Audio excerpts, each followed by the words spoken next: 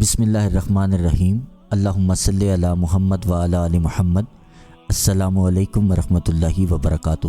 Depression ہمیشہ بیماری نہیں ہوتا، کبھی یہ دل کا اللہ سے دور ہونا بھی ہوتا ہے۔ اگر آپ رات کو سکون سے نہیں سو پاتے تو یہ ویڈیو آپ کے لیے۔ کیا آپ نے کبھی ایسا محسوس کیا کہ زندگی میں سب کچھ ہونے کے باوجود دل خالی ہے؟ لوگ آپ کے آس پاس موجود ہیں، لیکن پھر بھی ایک عجیب سی تنہائی آپ کو اپنے حصار میں لیے ہوئے ہے۔ صبح آنکھ کھلتی ہے مگر دل بوجھل رہتا ہے، رات آتی ہے مگر نیند سکون سے نہیں آتی۔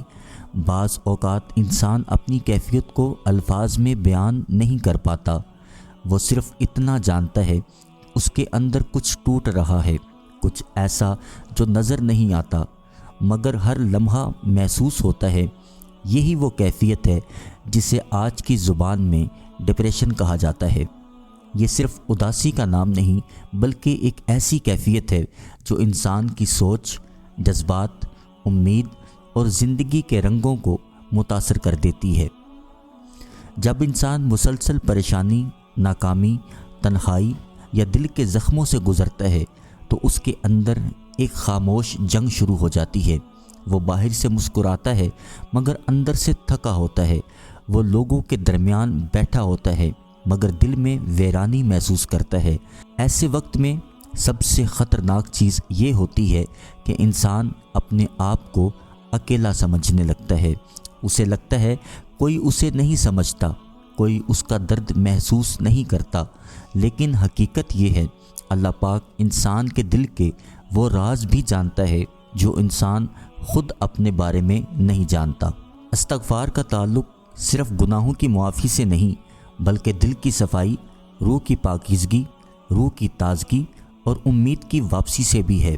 جب انسان بار بار استغفر اللہ کہتا ہے تو وہ دراصل اپنے رب کے سامنے اپنی کمزوری کا اعتراف کر رہا ہوتا ہے۔ وہ یہ مان رہا ہوتا ہے کہ وہ کامل نہیں ہے، اس سے غلطیاں ہوئیں اور اسے اپنے رب کی رحمت کی ضرورت ہے۔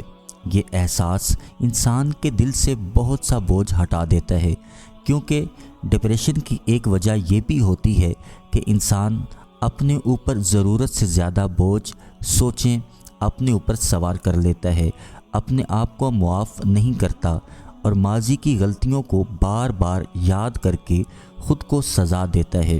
استغفار انسان کو سکھاتا ہے کہ اللہ کی رحمت اس کے گناہوں اور کمزوریوں سے کہیں زیادہ وسیع ہے۔ جب یہ یقین دل میں پیدا ہونے لگتا ہے تو امید کی ایک نئی کرن جاگتی ہے۔ انسان آہستہ آہستہ اپنے آپ کو دوبارہ سنبھالنا شروع کرتا ہے، اس کی سوچ بدلنے لگتی ہے۔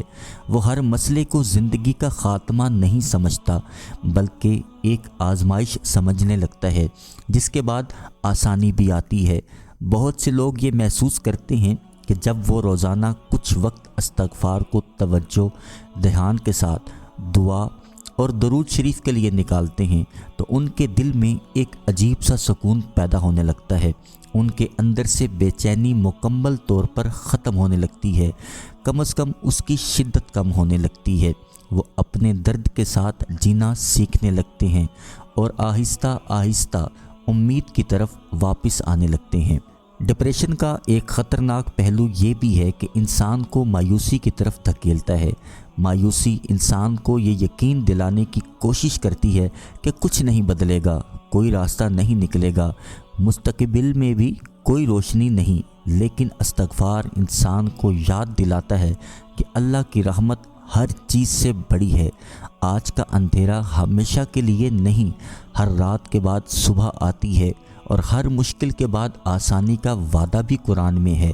جب انسان استغفار کو اپنی روزمرہ زندگی کا حصہ بنا لیتا ہے، اس کے اندر صبر پیدا ہونے لگتا ہے۔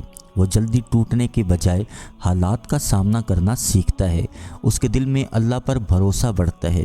یہی بھروسہ اسے زندگی کے مشکل مرحلوں سے نکال کر اللہ کی رحمت کے قریب کرتا ہے اور اس کو زندگی کے مشکل مرحلوں سے گزرنے کی طاقت دیتا ہے۔ استغفار کوئی جادوئی فارمولہ نہیں ہے کہ جو ایک دن میں تمام مسائل ختم کر دے۔ استغفار کرتے ہوئے ہمیں ان باتوں پر دھیان دینا ہے کہ ماضی میں ہم سے جو بھی گناہ ہوئے अल्लाह से मुआफ़ी मांगनी है। एक है इस्तग़फ़ार, एक है तौबा। इस्तग़फ़ार का मतलब होता है माफ़ कर दे अल्लाह पाक, और तौबा का मतलब है आइंदा नहीं करूँगा। यकीन कामिल के साथ इस्तग़फ़ार करें, तौबा करें, अल्लाह करीम इंशाअल्लाह राहत और आसानियाँ पैदा कर देगा। अल्लाह पाक ने कुरान पाक में इस्तग़फ़ार पर वादे फरमाए हैं।